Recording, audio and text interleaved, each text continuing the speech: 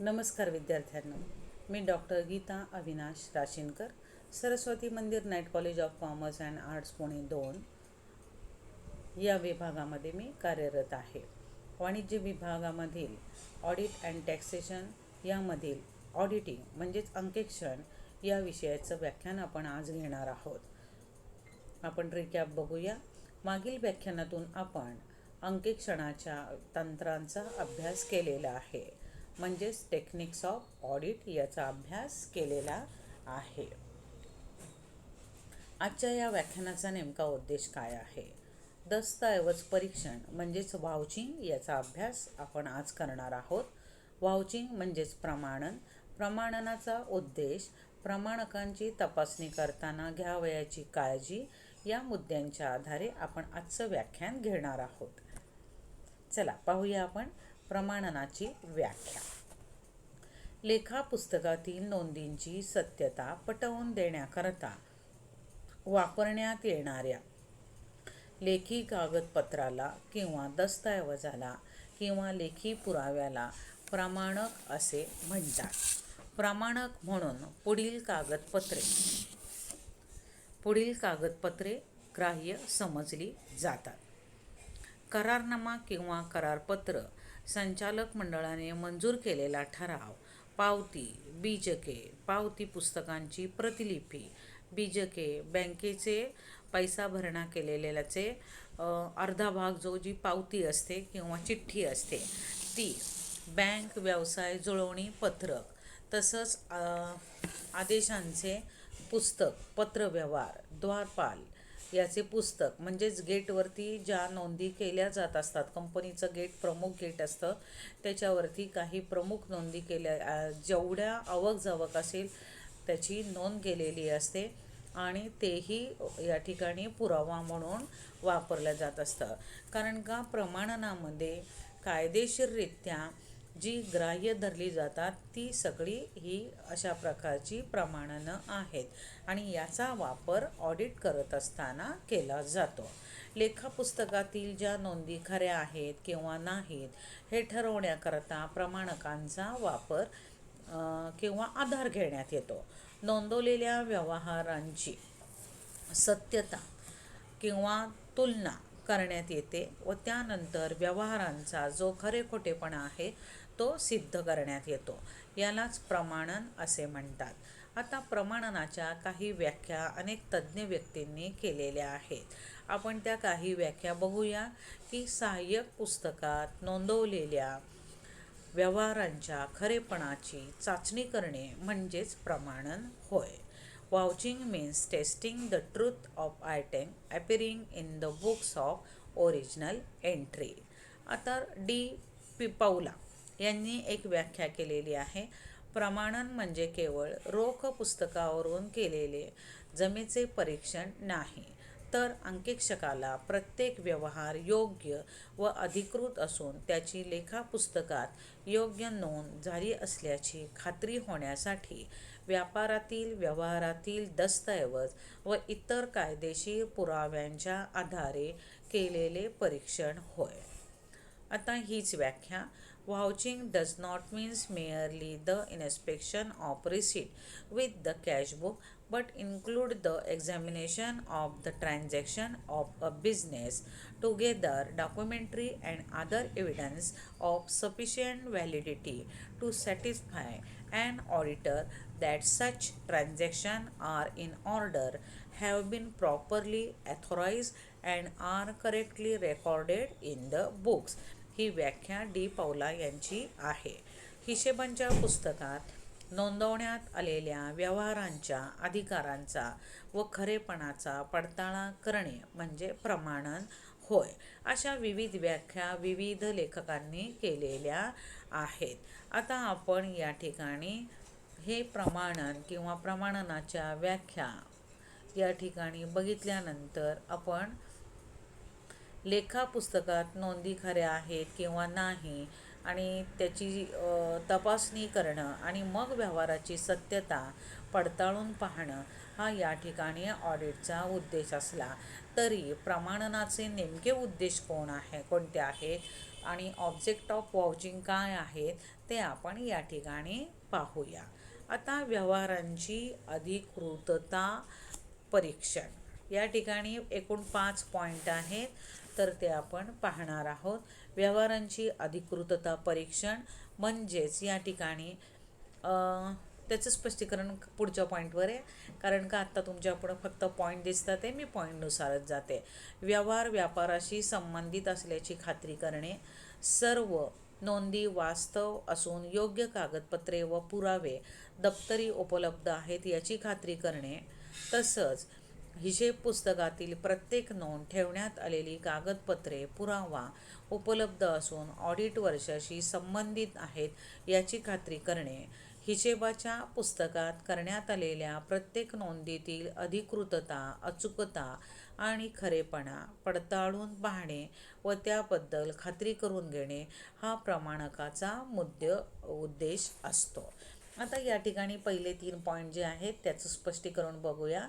व्यवहारांची अधिकृतता परीक्षण, व्यवसायामध्ये विविध व्यक्तींचे अधिकार, जबाबदाऱ्या, उत्तरदायित्व आणि याबाबतचं स्पष्टीकरण विविध घटनापत्रक, नियमावली, माहितीपत्रक आणि संचालक मंडळाचा ठराव, करारनामे यामध्ये केलेला असतो आणि त्या अधिकाराचा वापर करूनच व्यवहार केले जातात किंवा नाही याची खात्री करून घेणं आवश्यक असतं. व्यवहार आणि दुसरा पॉईंट आहे व्यवहार व्यापाराशी संबंधित असल्याची खात्री करणे. हिशेब पुस्तकामध्ये मांडलेले सर्व व्यवहार संबंधित व्यापारविषयक आहेत व व्यापाराशी संबंधित नसलेल्या व्यवहारांची नोंदणी यात केलेली नाही आहे आणि असे जे काही व्यवहार व्यवसायासंबंधित आहेत फक्त तेच नोंदवणे गेलेत, इतर कोणतेही नोंदवले गेलेले नाहीत याची खात्री या प्रमाणनावरनं होऊ शकते.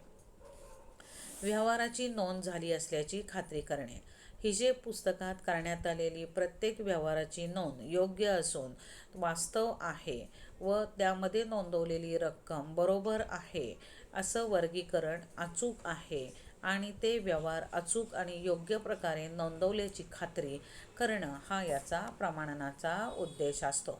आता आपण प्रमाणनाची व्याख्या बघितली, प्रमाणनाचे उद्देश बघितले, प्रमाणक म्हणून कोणते म्हणजे पावत्या, करारनामे कोणकोणते त्याच्यामध्ये समाविष्ट होतात तो भाग बघितला. आता आपण नेमकं प्रमाणन करत असताना कोणते मुद्दे किंवा कोणत्या पॉईंट्सची माध्यमातून काळजी घेतली पाहिजे हे आपण या ठिकाणी बघणार आहोत. आता प्रमाणन हा अंकेक्षणाचा गाभा आहे. प्रमाणन किती अक्कल हुशारीने काटेकोरपणे केलं जातं यावर त्या ऑडिटिंगचं यश अवलंबून असतं. व्यवहारामध्ये किंवा व्यवसायामध्ये जे व्यवहार घडतात आणि ते ज्या प्रमाणामध्ये तयार केले जातात त्यासाठी जी प्रमाणकं तयार केली जातात त्याला मूळ प्रमाणक असं म्हणलं जातं आणि ते व्यवहार घडवण्याकरता ज्या घटना घडतात आणि घटना घडवणारे जे दस्तऐवज असतात त्याला दुय्यम प्रमाणकं असं म्हणलं जातं. व्यवसायामध्ये मूळ प्रमाणक आणि दुय्यम प्रमाणके प्रमाणन करण्यासाठी अंकेक्षकाला सादर करावे लागतात. अंकेक्षक किंवा ऑडिटर त्याचं परीक्षण करून पुढील गोष्टी विचारात घेत असतात. आता प्रमाणक त्याची तपासणी ऑडिटरने स्वतः करायची असते. प्रमाणकाची तपासणी करत असताना ऑडिटरने इतर कार्यालयामधले जे कर्मचारी नोकरवर्ग असतात त्यांची मदत घेऊ नये. त्याने ते स्वतःच किंवा विश्वसनीय जो माणसं असतील त्याच्याकडनं करावं. व्यक्तीच्या नावे प्रमाणक असू नये. ज्या पक्षकाराच्या हिशेबाचे अंकेक्षण केले जात असते त्या व्यक्तीच्या नावाने प्रमाणक नसावे, तर ते कार्यालयातील जबाबदार जी व्यक्ती असते किंवा संस्थेतील जी व्यक्ती असते त्या व्यक्तीच्या हुद्द्याचा उल्लेख आणि सही त्याची त्या प्रमाणकावर असली पाहिजे. प्रमाणक अधिकृत असल्याची तपासणी करणे, सादर केलेल्या प्रमाणकात योग्य व जबाबदार व्यक्तीने मंजूर केले आहे याची खात्री करून घ्यावी आणि झालेला खर्च अधिकृत आहे याची खात्री करून घेतल्यानंतर ज्याचे अधिकार आहेत त्याचीच त्यावरती सही घ्यावी आणि मगच ते अधिकृत असल्याचं मान्य केलं पाहिजे, तरच ते प्रमाणन योग्य होतं. आता ही जी प्रमाणकं आहेत ती शक्यतो छापील स्वरूपात असावीत, कुठल्याही साध्या कागदावर लिहिलेलं असू नये. शक्यतो सादर केलेले प्रमाणक संबंधित कर्मचाऱ्याच्या नावाने छापील स्वरूपात असावे. त्यावर जबाबदार ॲथोराईज अशी जी व्यक्ती असते त्या अधिकाऱ्याची सही असावी. जर ते छापील नसेल तर त्याच्यावरती रबरी शिक्का आणि सही, हुद्दा अशी संपूर्ण प्रोसेस त्याच्याबाबत झालेली असली तर ते अधिकृत मानलं जावं. प्रमाणकाच्या मुदत आणि तारखेची तपासणी. आता जी प्रमाणकं सादर केलेली आहेत ती प्रमाणकं त्याच अंकेक्षण वर्षामधली असावीत आणि त्याच्यावरही तारीखही त्याच काळामधली असावी. मूळ पुस्तकामध्ये मांडलेली नोंदणीची तारीख एक असावी. तारीख मागच्या ह्याच्यामधली आणि ते व्हाउचर लावलं या वर्षीमध्ये असं असेल तर तिथं कुठंतरी अफरातफर लबाडी होऊ शकते. चुकून झालं तर ते बाजूला करता येतं, परंतु अशी जर चुकून काही प्रमाणकं आलेली असतील आणि ती मागच्या काळातील असतील, पुन्हा डबल त्याची प्रमाणन केलं जात असेल तर ऑडिटरने त्याच्यावरती क्रॉस करून किंवा रद्द असं समजून त्याच्यावरती सही करावी. रद्द, कॅन्सल म्हणून त्याच्यावरती शेरा मारावा, म्हणजे पुन्हा पुन्हा तेच प्रमाणक येऊ शकत नाही. आता जी काही प्रमाणकं असतील त्याच्यावरती पावती किंवा तिकीट, स्टॅम्प असा हा लावलेला असावा, तर ते अधिकृत समजलं जातं. खर्च असे वर्गीकरण करणे योग्य, म्हणजे जे काही खर्च झालेले आहेत त्याचं अचूक वर्गीकरण केलं जावं. व्यवसायामध्ये भांडवली खर्च, महसुली खर्च असे वेगवेगळे खर्च असतात. म्हणजे वर्गीकरण करत असताना ते खर्च त्यामध्येच टाकले गेले तर व्यवसायाचे जे नफा तोटा असतो त्याचं वास्तव चित्रण आपल्याला समजता येतं. जर चुकीच्या ठिकाणी त्याचं वर्गीकरण केलेलं असतील, चुकीच्या ठिकाणी हिशोबाची मांडणी केली असेल तर व्यवसायामध्ये होणारा नफा तोटा जो आहे तो खरा समजला जाणार नाही आणि योग्य ते चित्रण त्याचं होऊ शकत नाही. प्रमाणकाविषयीच्या शंकांचे निरसन. ऑडिट ज्या वेळेला केलं जात असतं त्यावेळेला जी कागदपत्रे, वाउचर्स, बिले जी सादर केली जात असतात तर त्याबद्दल समजा काही वेळेला ती फाटलेली किंवा त्याच्यावरती क्रॉस केलेला असतो किंवा खाडाखोड असते, तेव्हा तिथं शंकेला जागा असते. अशा वेळेला जर त्या ऑडिटरला शंका आलेली असेल तर त्या ऑडिटरनी त्या शंकेचं निरसन संबंधित व्यक्तीकडे त्याचा खुलासा मागून शंकेचं निरसन करून घ्यावं आणि मगच ते प्रमाणन योग्य ते समजावं. रोखापालाने स्वतः तयार केलेल्या प्रमाणांचे परीक्षण. कधीकधी जो कॅशियर असतो, अकाउंटंट असतो, त्याला काही वेळेला स्वतःलाच काही प्रमाणकं तयार करावी लागतात. अशी प्रमाणके काळजीपूर्वक तयार केली गेली पाहिजेत व त्यावर त्या रोखपालाची सही असावी आणि त्या रोखपाल ज्या अधिकाराच्या, ज्या विभागाच्या कक्षेत येतो त्या विभागाचा जो प्रमुख असेल त्याची ही सही त्यावर असली पाहिजे. ऑडिटर समोर जी काही प्रमाणके सादर केली जात नाहीत, कधीकधी काय होतं, काही प्रमाणके सादर केली जात नाही परंतु व्यवहार मात्र नोंदवले जातात. मग ऑडिट करताना तो व्यवहार येतो परंतु त्याला पुरावा म्हणून त्या ठिकाणी कोणतंही व्हाउचर, बिल काहीच नसतं. मग अशा वेळेला ही नोंद कोणत्या पुराव्यानुसार, कोणत्या कागदपत्रानुसार केली आहे याची खुलासा संबंधित व्यक्तीला मागावा आणि जर त्यांनी तो उपलब्ध करून दिला नसेल तर त्याची डुप्लिकेट मागवावी. जर डुप्लिकेटही मागवली नसेल तर त्या ठिकाणी ते प्रमाणन त्या ठिकाणी स्वीकारण्यात येऊ नये. सर्व प्रमाणकं जी आहेत म्हणजे ऑडिट करत असताना एकाच वेळेला ती मागून घ्यावीत. कारण का, आणि जोपर्यंत ऑडिट होत नाही तोपर्यंत ऑडिटरने संपूर्ण ऑडिट होस तोपर्यंत ती स्वतःच्या जवळच ठेवावीत. ऑडिटर ज्या वेळेला ह्या प्रमाणकाच्या माध्यमातून ऑडिट करत असतो, हिशोब तपासत असतो, कागदपत्रे, व्हाउचर्स, बिले तपासत असतो, त्यावेळेला त्यांनी ते हिशोब आपण तपासले आहेत यासाठी काही विशिष्ट सांकेतिक खुणा केल्या पाहिजेत. त्याचा अर्थ फक्त त्याला समजला पाहिजे. कार्यालयातील जे कर्मचारी असतात त्यांना ते समजता कामा नये आणि त्याच्या या सांकेतिक खुणाबाबत त्यांनी गुप्तता बाळगली पाहिजे. प्रमाणकाच्या पुस्तकातून प्रमाणक काढून टाकलेले नसावे. आता बऱ्याच वेळेला माणसं असतात, माणसाच्या हातनं चुका होतात.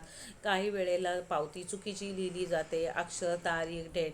त्यावेळेला जो कोणी ते बीजक तयार करत असतो, बिल तयार करत असतो, पावती तयार करत असते, त्यांनी ते फाडून टाकायचं नाही. ते त्या पुस्तकामधनं काढून नाही टाकायचं, ते तिथंच ठेवायचं.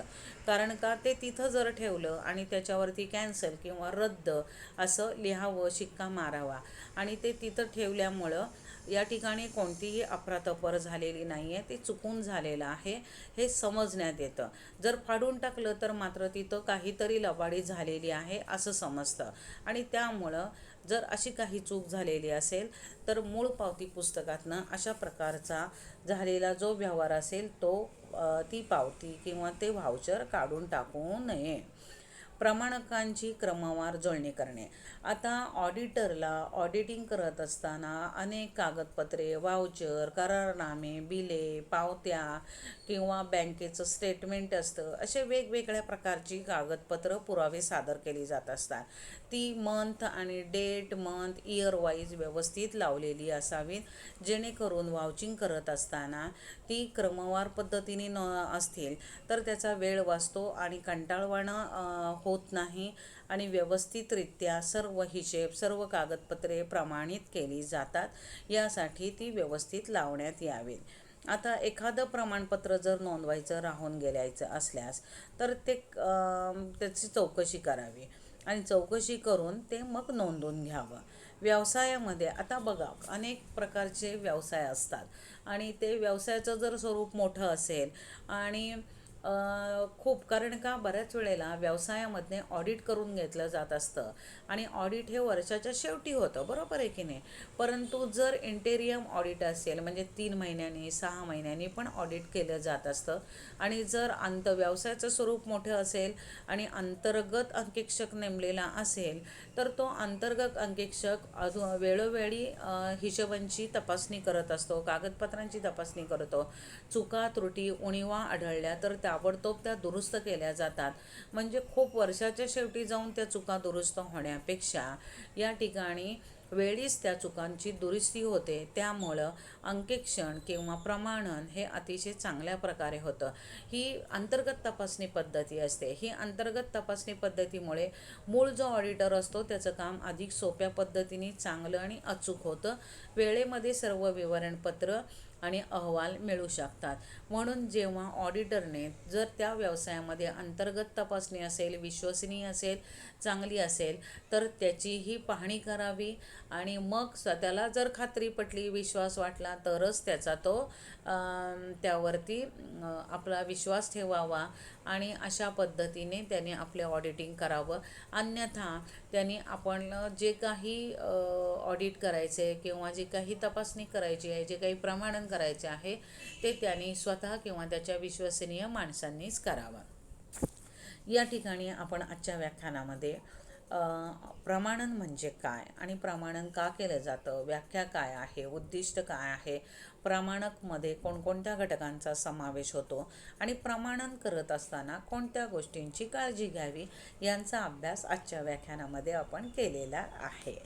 तर आपण पुढच्या व्याख्यानामध्ये मूल्यांकन, अंकेक्षणाचाच एक भाग आहे मूल्यांकन, आणि मूल्यांकन पद्धती, त्याची व्याख्या, वैशिष्ट्ये किंवा त्यामध्ये असणारे घटक यांचा अभ्यास आपण पुढच्या व्याख्यानामध्ये करूया. तोपर्यंत मी आपला निरोप घेते. धन्यवाद.